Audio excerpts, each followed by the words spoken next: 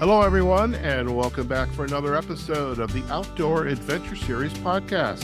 The Outdoor Adventure Series celebrates individuals and families, businesses, and organizations that seek out and promote the exploration, stewardship, conservation, access, and enjoyment of the outdoors.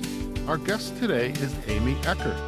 Amy is a freelance journalist specializing in travel journalism for over 20 years. She has covered destinations around the globe and on 6 continents.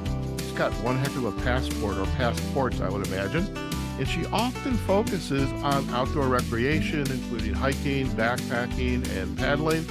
And Amy does like to share that her writing inevitably leads her back to her home state of Michigan. And this is going to be the subject today, because we're going to hear about her 2 most recent books.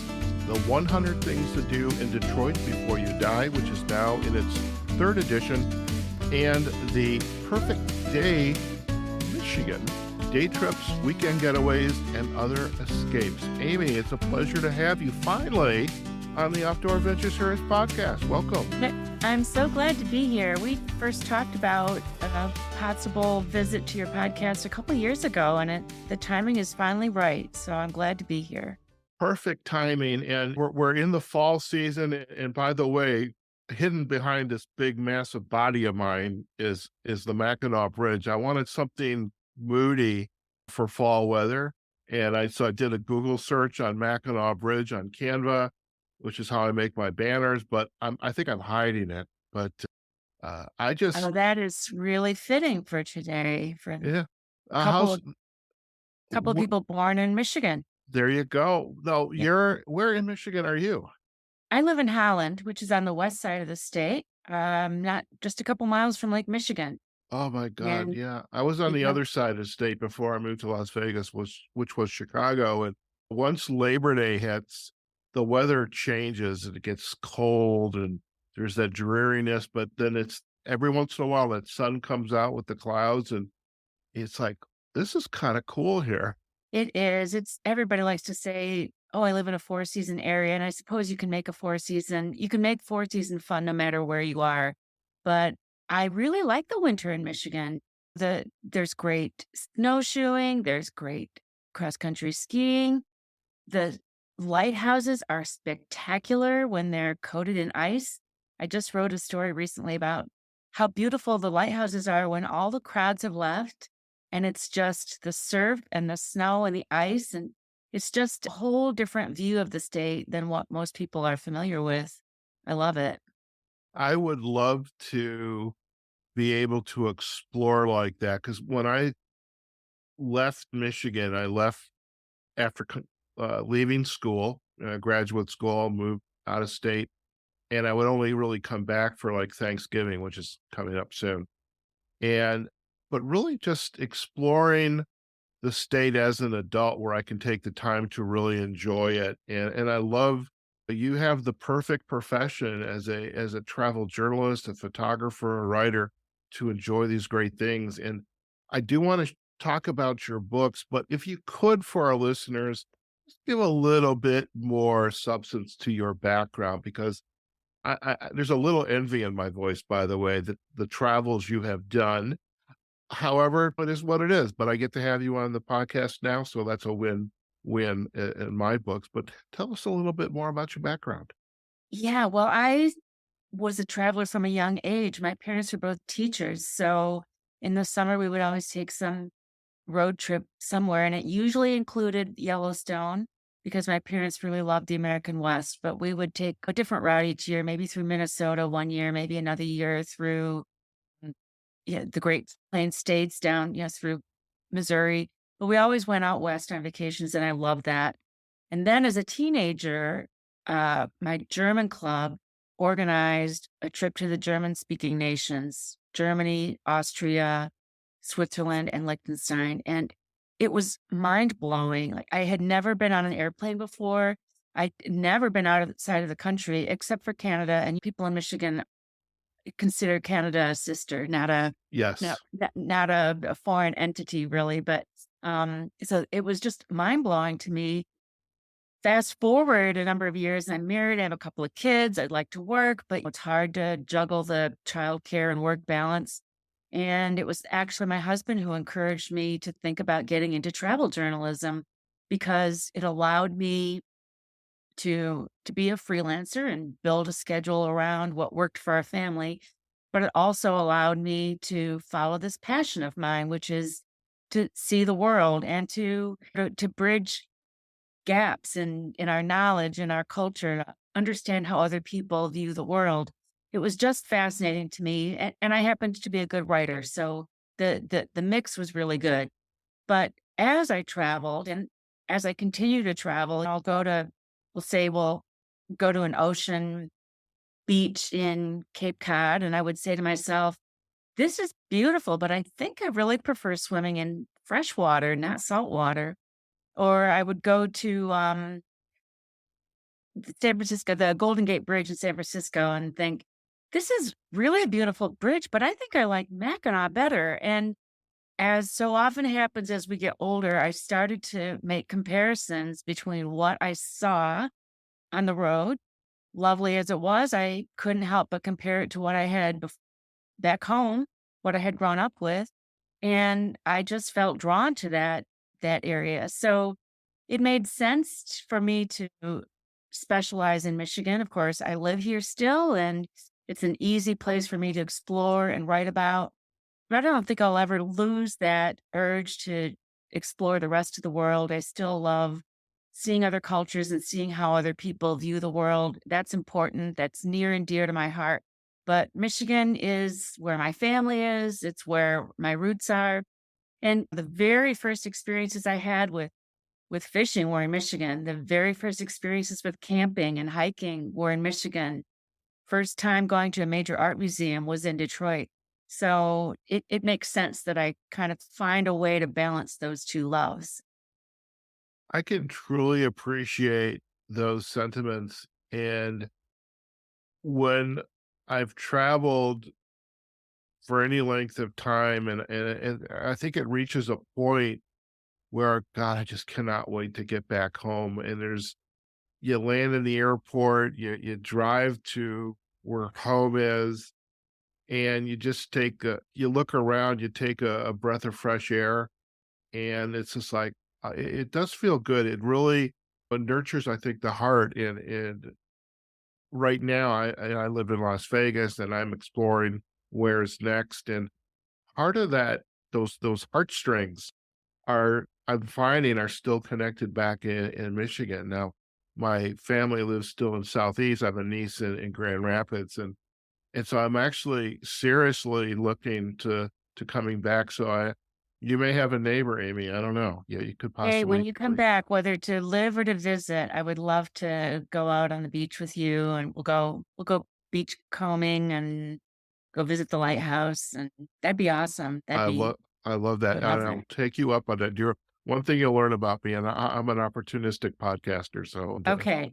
and now, just for our listeners, Amy and I met uh, t probably, like, say, 2 years ago. It was in, 2 fall seasons ago. We were in J. Peak, Vermont, at the OWAA, the Outdoor Writers Association of America's annual conference, and that's how I met Amy. And then I think she and I had a casual conversation, and as I recall, she was from Michigan, and then lo and behold, her editors sent me copies, of her books and said, "Really, here's a couple of books. You should, interview Amy." I'm like, "Wait a minute, I know her." And so I'm really That was curious about these books. Part of me wants to send these to my sister and my nieces and nephew, but also I wanna if I do move back, I have to keep them and go on these excursions. What drew yeah. you in to writing these books, The Perfect Day in Michigan, these day trips, and of course, Detroit? I mean, it's which one was which idea came first and, as far as the books were concerned? Well, it was really the Detroit book that came first. I wrote the first edition of 100 Things to Do in Detroit in 2016. And people were really fascinated by Detroit because the city at that point was just coming out of bankruptcy. Right. There was a lot of fascination about what was going on there, really fascination around the world. What's going on in Detroit? And there was a lot of money pouring into the city for redevelopment, a lot of people buying inexpensive property to develop. And by the way, these were not necessarily big moneyed investors, but they were maybe immigrants who always wanted to open a cafe selling Cameroonian food, but couldn't afford the property, and now they could. Or somebody who always wanted to have an independent coffee shop, couldn't afford the real estate, but now they could. So there was a lot of entrepreneurialism going on, a lot of real estate available. The city, the downtown was just booming. And so my publisher at Reedy Press reached out to me and asked if I would be interested in doing 100 Things to Do in Detroit. And I was I was very interested in it, having been born in Detroit and written about the city for a number of years. I knew there was a lot of cool stuff going on. So I wrote that book in 2016, but all of this much ballyhooed turnaround that we've heard about Detroit, that continues. It's continuing today. And if we talked again a year from now, we would have more interesting places to discuss that are new and special in Detroit. But because the city continues to evolve, I was not able to continue to, in good faith, sell the first edition of the book. For example, the Joe Louis Arena, which is famously home for the Detroit Red Wings hockey team, is gone now, and it's replaced by Little Caesars Arena. So things like that have happened over the course of the last 7 years. It really felt important to me to write an updated versions, plural, of Yeah. the book so that I could give the most up to date and most interesting places for people to go in 2023. Who are your ideal readers for this book?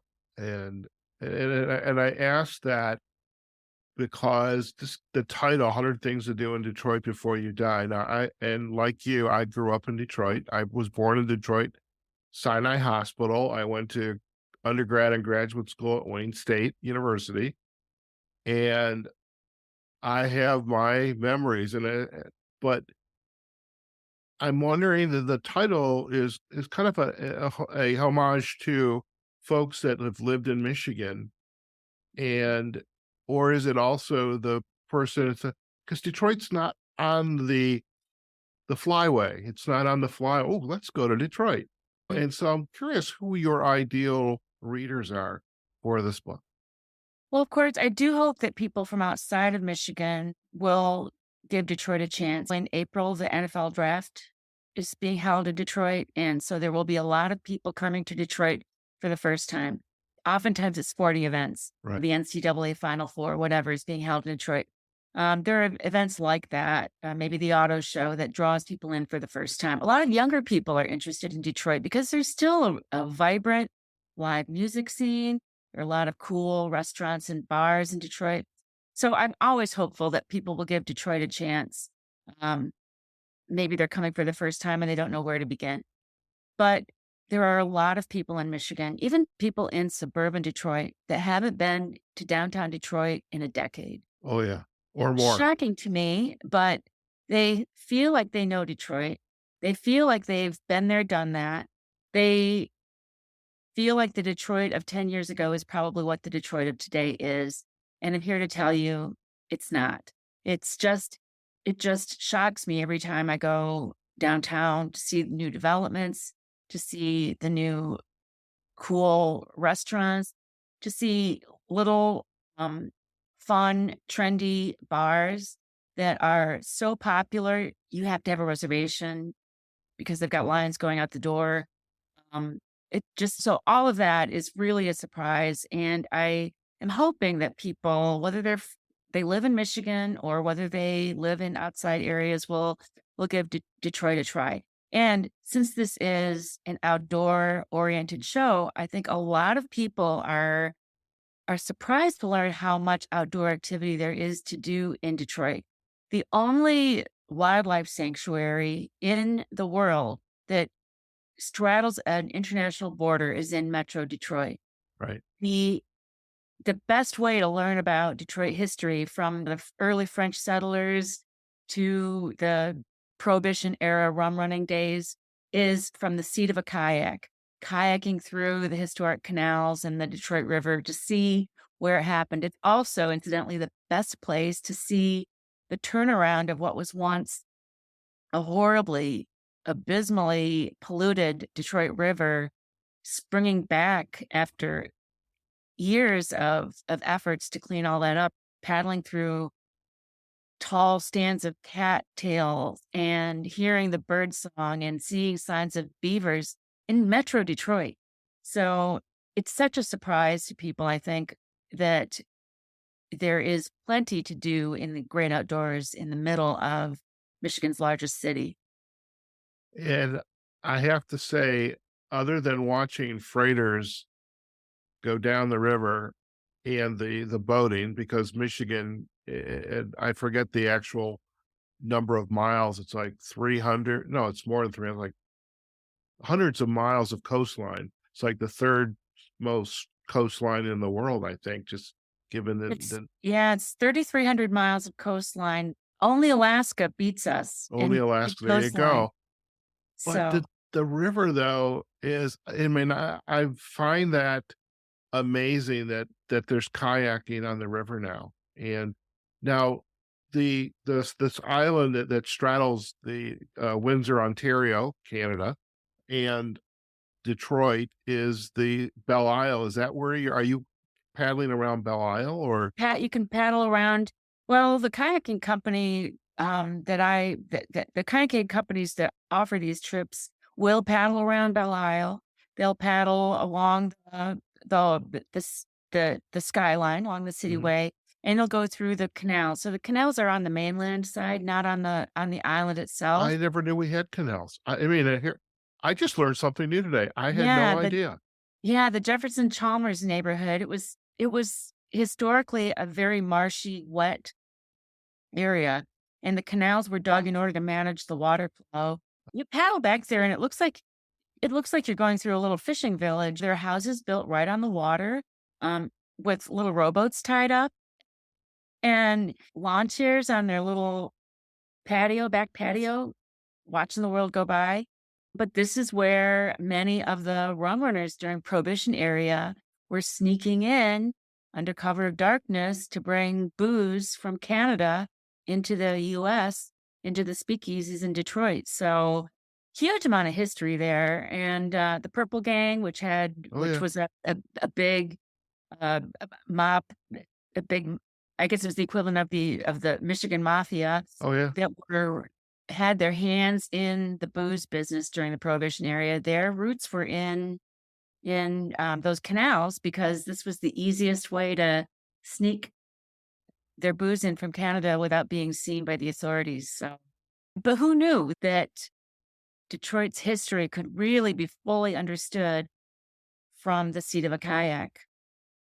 And I love that, and there's just so much opportunity, and I think you have done a great service to the city and to the residents who have moved away like me, because we all talk fondly of the city. You know, we're diehard Detroit sports fans. I mean, it's against the law Yeah, go to root for Lions. any other team. Go Lions. But and then there's I've gotta have my buddy's pizza, my American Coney Island, and there's I've gotta have my corned beef sandwich, but that's out in the suburbs, which Yeah, I don't think I saw better that made in your potato book. chips. Okay, yes. Yeah. But this is an opportunity, I think, to when somebody says, "Well, where were you born and raised?" "Well, I was born in Detroit," and they have this perception of what Detroit is based on some things the way they were 10, 15, 20 years ago. But there's so much opportunity now to enjoy. And what was you shared a little bit, but I'm wondering about the changes between your first edition and even today, this third edition. What was your biggest aha moment in seeing what has transpired since the original book came out? I think it was pretty personal, actually. I travel alone most of the time. Of course, I'm a woman, and I in my early days of writing about Detroit, which it would have predated the first edition of this book. In my early days, I drove everywhere, even downtown, even if I was going 6 blocks. I drove everywhere because I was nervous for my safety. I was, and I'm not sure that Detroit was an unsafe city, but it was there weren't the sidewalks weren't in good shape. There wasn't good street lighting. There were a number of buildings, even on Woodward Avenue, which is kind of Detroit's main street. Mm. There were buildings that were boarded up. Um, it just didn't feel safe. It felt pretty dicey. But by the time I started working on my the first edition of 100 Things to Do in Detroit, I started to feel like, well, I could walk. I think I could walk safely. Things are feeling better. The traffic lights, the lighting along the streets feels better. I feel a little safer, a little more comfortable being out alone. Nowadays, when I go to Detroit, I have absolutely no qualms about walking around, even after dark, by myself, because the streets are extraordinarily well lit. There are people coming and going to clubs, going to bars. There are people around, and so the aha moment has kind of un I guess it's rolled out over time, but the level of personal safety that I feel has been extraordinary. And it doesn't feel anymore like a city that's dicey. It feels like a vibrant, creative, culturally exciting city with a lot of young people walking on the streets and extraordinarily friendly people around offering to give me directions if they think I'm lost. So it just the vibrancy and the liveliness of the city of Detroit has just exploded in the last decade. And that is so fantastic. And I just, I mean, for myself and for our listeners, if you haven't visited Detroit, there's so much to see and do just within the environs of the city limits, and also some of the collar counties and the additional tourist areas like Greenfield Village. And Oh, sure. by the way, I don't remember seeing a cider mill listed on in your book, but I think no, Franklin cider. That would be the next book, Perfect Day in Michigan Day Trip. So the Franklin cider mill, but The Franklin Cider Mill. that's Okay. what I think about at this time of the year, especially fall season. It's cider, apple cider, and caramel donuts with nuts, and so Yeah, that I mean, that you can't beat that this time of year. That's for sure. no, no. That's for sure. So, by the way, a perfect day in Michigan. I love the for our well, by the way, here, Amy, here is get my camera right. There we go. 100 days, 100 things to do in Michigan before you die.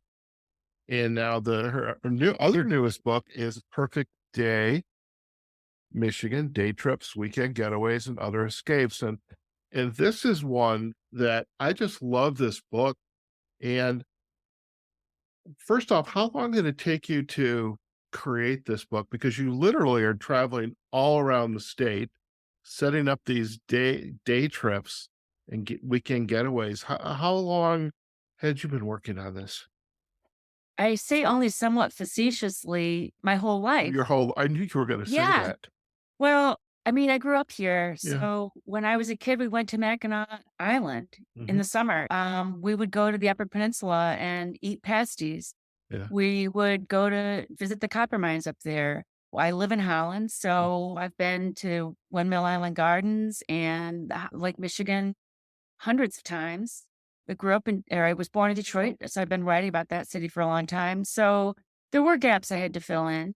Michigan's a big state. In Yeah. fact, I don't know if you know this, Howard, but as the crow flies, the difference between Detroit and Isle Royale, which is our national park in the middle of Lake Superior, the distance between Isle Royale and Detroit is the same as the distance between Detroit and New York City. So it's a huge state, and I had some gaps I needed to fill in. It it took me about a year to fill in some of the gaps, places that I wasn't terribly familiar with, like Alpena. I had Mhm. never been to Alpena before, Ah, which is famous for their shipwreck shipwrecks and their shipwreck museum. National Marine Um, Sanctuaries. I just did a podcast. Jeff Gray is Thunder, the yeah, Thunder uh, Bay. Yeah, director. Yes, and it's yeah. Thunder Bay. Yes, And I and had never been there before, so this book gave me the excuse to do that.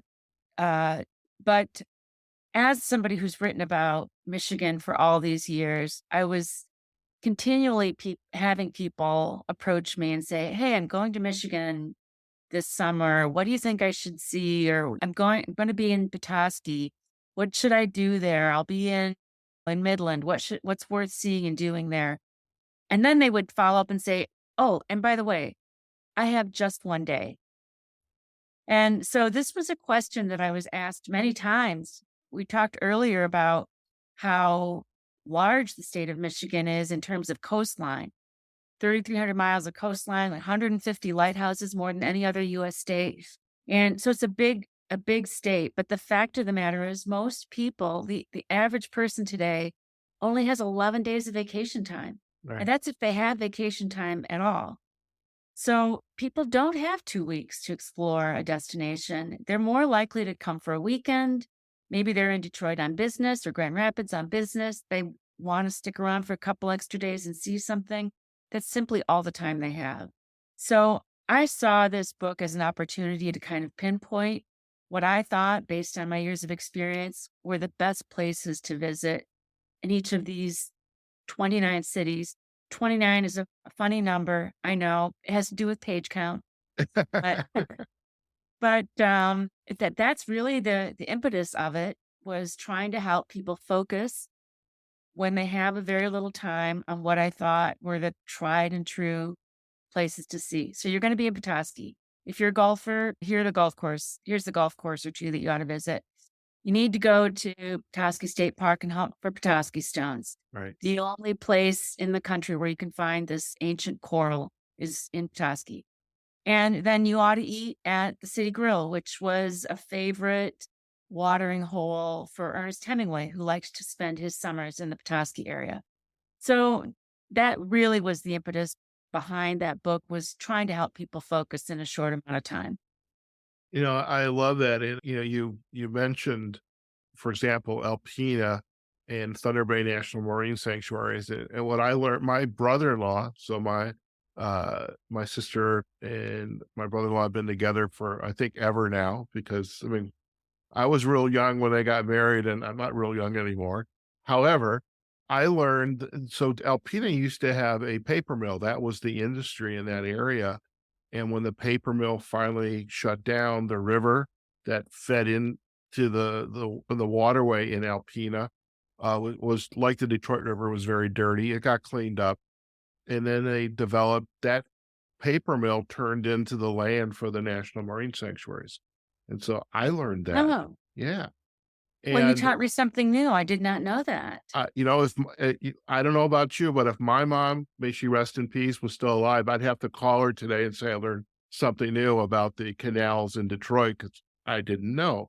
But there's just so many cool stories in her. Like I used to go up to Grand Marais up on the picture right. It was just east of the Pictured Rocks National Lakeshore, and I used to go up there Labor Day weekend. And Mackinac Island, like my sister and brother-in-law used to take their family up there every just before Labor Day weekend. That was their getaway with the family, and you're really tugging on my heartstrings right now, Amy, with your Detroit book, with the Michigan book, because it's like there's so much to do in Michigan, and I think people don't really understand or are aware of it. They think Michigan, where is it? They know the put the finger on the hand. This is where I was born. Yeah. They may have heard of Detroit and that's it, but they don't realize this state is a true jewel of everything it has to offer. And as you were filling in the gaps, again, it's like you had said, it's you spend a lifetime getting ready to write this book. What has been your, again, an aha moment from, wow, I'm so glad I visited this area, and this is cool. I didn't know that. What have been your moments there? Yeah, I think I was really blown away by the copper mining business or the copper mining history. Yeah. Used to be a copper mining business. There's not much of it anymore. Up in the Keweenaw Peninsula, Yeah. which is up in the Upper Peninsula, it juts into Lake Superior. It's a long way up there. Yeah. I live in Holland, so I'm not on the Michigan state line. I'm inland from that, but even I require about 9 hours to drive up there. It's way up there, but the history of the mines, how big that area was. I mean, that copper rush predated the gold rush, and long before anything was going on in San Francisco area, before the miners were flocking there to try to make their wealth, they were flocking to northern Michigan to make their Right. wealth in the copper industry. Yeah. And so learning that history was really just really fascinating. And it's a part of American history, really. It's not just Michigan's history, but it's American history. And similarly in the shipwreck areas, Whitefish Point, where there's a fabulous Great Lakes Shipwreck Museum. The stories of the ships that came through, Hmm. that were out traveling from Chicago to Detroit, or maybe they were traveling from Minnesota and the iron ore fields up there to Detroit, and then beyond, out the St. Lawrence Seaway and maybe to Europe or down the Atlantic seaboard. Those were the highways of America once upon a time. Hmm. Certainly the highways of American manufacturing, our industrial revolution. And so learning that history makes me proud to be from Michigan, but it also really has deepened my understanding of American history as well. So that's been really exciting to me to learn that history firsthand. And I think like most people, I learn history or any facts really best firsthand. I Hmm. could read about the copper industry all day long, and those facts wouldn't stay with me quite the way they do when I descend into the Quincy mine and I stand in that 50-degree damp tunnel, dark, damp tunnel. Oh yeah. Imagine what it was like in the early 1900s, chipping copper all day long with a sledgehammer. Like, that brings that piece of history home to me. That's the beauty of travel. I love that. I love that. But you had shared a story about uh, a couple of your biggest fans Ah, and who have been enjoying your work and your writing, and share a little bit about who they are. yeah, I this was just last summer. I had a woman told me that she had read my story about a trip to Beaver Island that I Uh-huh. had written for Midwest Living. Beaver Island is not too far from Traverse City. It's in Lake Michigan. And she had ripped these pages out of the Midwest Living issue, and she and her husband had planned this trip. They mimicked my trip entirely. Took the same ferry I took. They stayed in the same inn that I was in. They didn't rent bikes, but they did rent a car, and they drove around and visited the lighthouses. They ate where I ate. They shopped where I went. They went to this cool little historical museum. Everything that was in the story they had done, and they had a fabulous time. And what really struck me was this was my mother. My mother had taken the trip with my dad, who has since passed on. They had duplicated this trip, had a fantastic time, and she wanted me to know about that. Well, I was entirely unaware that my parents had not only read the story, I wasn't surprised they read my story because they really are my biggest fans, but that they recreated the trip. And it made me wonder how many other people have read my words over the course of the years and followed my advice. Like a lot of writers, I email my story into my editor, and I once I get paid, I kind of forget about it. Ah, You don't know who has read it. Has it mattered? Has it made any difference to anyone? This reminded me that there are probably thousands of people who have read my words, who have taken my suggestions. Hopefully, they've had great experiences. It makes me feel very grateful for the opportunity that I have. It also makes me feel pretty a pretty great sense of responsibility to get it right. So I try very hard not to write about or recommend any place that I haven't ever been, Mhm. that I don't have firsthand experience with, because somebody like my mother, somebody's mother, is likely to rip that story out and mimic the experience, and I need to get it right.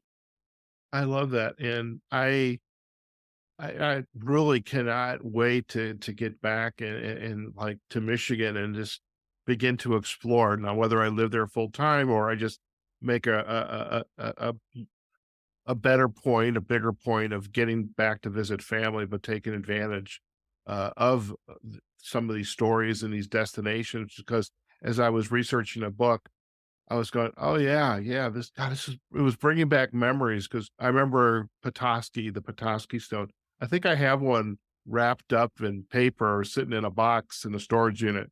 So now it's like, "Oh, yeah, I think I have that." And the fudge and on Mackinac Island, I mean, can't go to Mackinac without a fudge and riding bikes around the island or the horse-drawn carriages. Yeah, yeah, for sure. With your career in writing and just the love of travel and destinations and again, the pleasure of traveling, but then knowing you get to come back home, what's gonna be next for you? You know, again, we wanna still celebrate these books, but is Mhm. there what's new gonna be on your horizon? Well, in just a couple weeks, I'm going to Louisville because I'll be writing about the history of the Kentucky Derby. Oh, wow. The Kentucky Derby runs its 150th race next spring, and there will be a lot to celebrate about that. That the history and the tradition, the fancy hats and the mint juleps and all of that that we celebrate all around the country, really. I'm going to Louisville to write about the history of that race for the Saturday Evening Post, and I'm super excited about that. And then I have a much bigger trip coming up the week after Thanksgiving when I go to Hong Kong to explore that city. And there's a whole new cultural district in an area called West Kowloon, 17 different museums and opera houses and theatrical in theaters and theatrical presentations in Hong Kong. I'm writing about that for a cruise magazine. So, yeah, what happens next year? I guess I'm not sure, but for right now, I've got a lot to look forward to just before the end of the year. Wow, that is fantastic. If you ever need a travel buddy to do the podcast spin on this, I'm your guy. I wanna volunteer right now. All It right. it actually brings back a question. It crossed my mind earlier. Passports expire, I think it's like every 10 years. How many passports have you filled up and had to go get new pages to? Oh, wow. Wow. I mean, I got my first passport at the age of 16. So I guess would Yeah, that be four of them? but Yeah. have you ever filled up the pages on the passport and had to get new I pages? never have. I came really close, on my last passport, but a lot of countries don't stamp them anymore. Ah, okay. If you go to Europe, they may stamp your passport, but, it used to be in the old days, every country you went through, you got a stamp. They were like souvenirs. You get I one in France, you get one in Germany, you get one in Italy. Now you just get one when you enter the country, maybe in Amsterdam, and you're done. So I don't need as many pages as I used to, gotcha. and, I kinda miss that, Yeah. actually. Yeah. No, I love that. I love that fact, and it just dawned on me, I bet she had multiple additional pages in her passports. Before we head out, any final insight that you would like to share with our listeners about your journey, your career as a writer, a traveler, and because that you've got a great story to tell, and your works are a testament to your passion and especially your passion for coming home as well. Any insight that you would like to share with our listeners? Well, there's a quote by John Muir that I just love.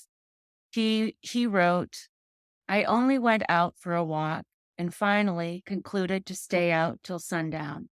For going out, I found, was really going in." I love that quote. The idea that going out is a path towards understanding yourself better. Yeah. And going out could be the outdoors. You and I both love the outdoors. Our listeners love the outdoors. I think most of us would agree that being outdoors is a balm. And so there's that angle. But there's also the idea of going out into a culture that we don't know, into a landscape that we don't know, into a city that's foreign, into a people that see the world in a new way. Right. And every time I've had the opportunity to go out in a more figurative sense, I've also learned something about myself, where I come from, what I believe, what's important to me, and what I have at home that I truly value. So I hope that that is an inspiration to others who listen to to take that time, to take that moment to step outside of themselves and appreciate this fantastic world that we live in. I love that. And thank you for gifting our listeners with that insight. If they would like to learn more about you and your work, where should our listeners go to visit?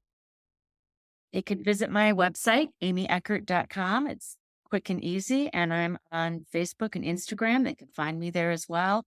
Everything that I've written, they can look up on my websites and find out where I'm going next as well. Fantastic. Well, we will provide the backlinks to the website as well as to your social sites. Amy, it's been a pleasure to finally have you join me on the Outdoor Adventure Series podcast. I'm so glad we met it back in Jay Peak, Vermont, and thank heavens for the OWAA. It's been a great journey. And just again, it's a pleasure. And I appreciate you tugging on my heartstrings a little bit, making me reminiscent of Detroit and Michigan. And I'm thinking about where's my next place to live, hopefully my next and last place. But definitely it's making me want to go home and visit a little bit more. So thank you for joining us today. It was a pleasure. Let's do it again. You got it. So listen, stay in a line. We're going to do a quick close and then you and I can have a final chat. Okay. Okay. All right, folks, we have just been chatting with Amy Eckert. She's a freelance travel journalist, a photographer, and writer. She has many books to her credits, but really today was very special as we head into the holiday season. We think about our friends and our family. And in this case, family is back in my home state of Michigan, hometown of Detroit, the Detroit suburbs, and her books are extremely timely. Perfect Day Michigan, day trips, weekend getaways, and other escapes. And definitely you want to go check that out. We'll provide a backlink to where you can pick up a copy of your book. And of course, the 100 Things to Do in Detroit Before You Die. And even if, by the way, if you are from Detroit, I guarantee you're going to find out something new about the city because I learned about the canals in the Chalmers area. And I'm like, wow, I never knew they existed. So now I have a reason to go get back home to visit family. We do hope you enjoyed today's episode with Amy. Please do visit us on our website, outdooradventureseries.com. You can find us on our Facebook and LinkedIn pages on Outdoor Adventure Series, as well as on Instagram, Outdoor Adventure Series, and also on all of the podcast directories, especially Google Podcast and Apple Podcast. And do leave us a comment, a like. Please share the episode to whomever you think will enjoy and want to listen to this great episode we just had with Amy. Okay, folks, wherever you are, whatever you're doing, go out there, have a phenomenal day. And we will see you on a future episode of the Outdoor Adventure Series podcast. Take care now.